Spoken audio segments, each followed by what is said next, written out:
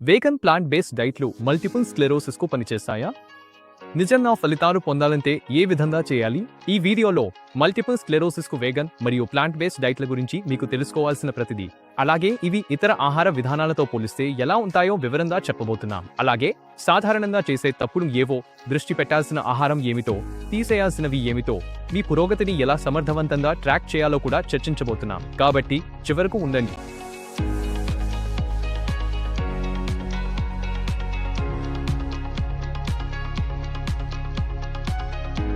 నేను డాక్టర్ చాను దాసరి.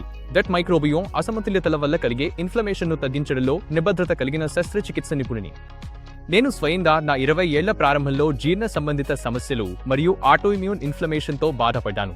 కానీ అది నాలోనే కాకుండా నా రోగులలో కూడా పనిచేసిన ఒక విధానాన్ని విజయవంతంగా రూపొందించాను.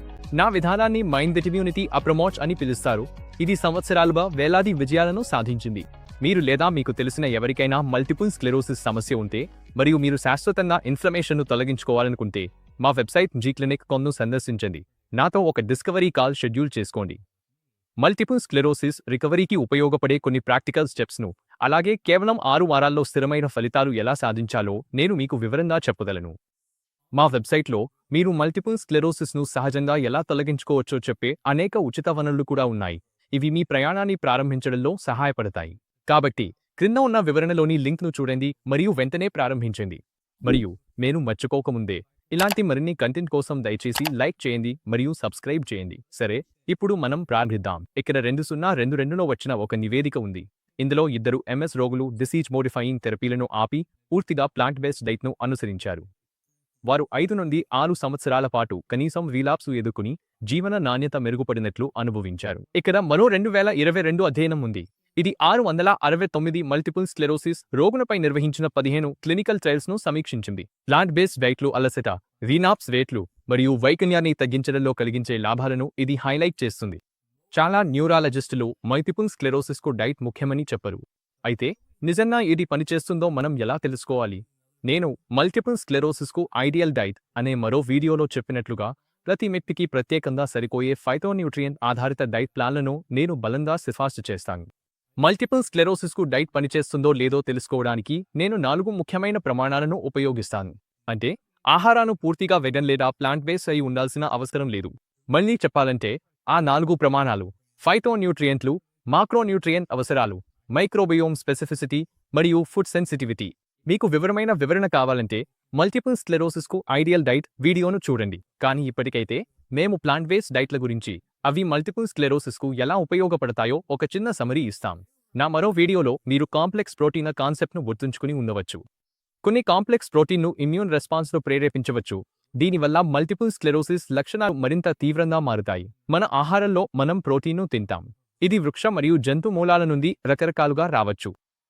ప్రోటీన్ అనేది మౌలికంగా అనేక అమినో ఆమ్లాలు కలిసిన సముదాయం. ప్రోటీన్ మన జీర్ణ వ్యవస్థలోకి వచ్చినప్పుడు మన ఆంతరాల్లోని ఎంజైములు వీటిని విడివిడిగా అమినో ఆమ్లాలుగా విడగొడతాయి.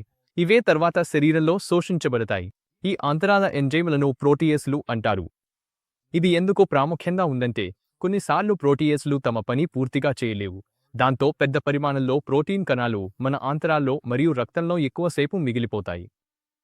ఇది ఎందుకు జరుగుతుంది అంటే, కొన్ని రకాల ప్రోటీన్ను విరగడంలో కష్టం ఉంటుంది. అలాగే ప్రోటీన్లను విరగదీయడానికి సరిపడా ప్రోటీయేస్లు ఉండకపోవచ్చు. మీకు ఇప్పటికే తెలుసు, మన పేగు అనేది ఒక పెద్ద ఇమ్యూన్ అవయవం. కాబట్టి ఈ పూర్తిగా జీర్ణం కాని ప్రోటీన్ను విదేశీ ప్రమాదంగా గుర్తించబడి ఇమ్యూన్ ప్రతిస్పందనను ఉత్పత్తి చేస్తాయి. సాధారణంగా శరీరం ఈ పెద్ద జీర్ణం కాని ప్రోటీన్ల వల్ల దాడి జరుగుతోందని భావిస్తుంది. అందుకే అది చాలా ఇమ్యూన్ రసాయనాలను విడుదల చేస్తుంది. ఇవి వాపును కలిగిస్తాయి.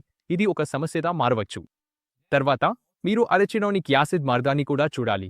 ఇది నేరుగా జంతు ఆధారిత కొలెస్ట్రాల్ తీసుకోవడంతో సంబంధం కలిగి ఉంటుంది. అన్ని జంతు కణాల్లో కొవ్వును మరియు కొలెస్ట్రాల్ ఉన్న మెంబ్రేన్ గోడ ఉంటుంది. ఇవి మన శరీరంలో అరచినోనిక్ యాసిడ్ మరియు సైటోకైన్లుగా మారి వాపును కలిగిస్తాయి. అన్ని జంతు ఆధారిత ఉత్పత్తుల్లో అరచినోనిక్ యాసిడ్ ఉంటుందా? లేదు, కేవలం మాంసం మరియు కొవ్వు ఉన్న పాడి ఉత్పత్తుల్లో మాత్రమే ఉంటుంది. ఇదే కారణంగా వెగన్ ఆహారాలు కొన్నిసార్లు మల్టిపుల్ స్క్లెరోసిస్ రోగులకు లాభపడతాయి. వాళ్ళు ఈ వాపును కలిగించే ఆహారాలను పూర్తిగా మానేస్తారు. అయితే వెగన్ మరియు మొక్కల ఆధారిత ఆహారాలకు కూడా వాటి సొంత సవాళ్లు ఉన్నాయి. వాటిని నేను ఈ వీడియోలో తర్వాత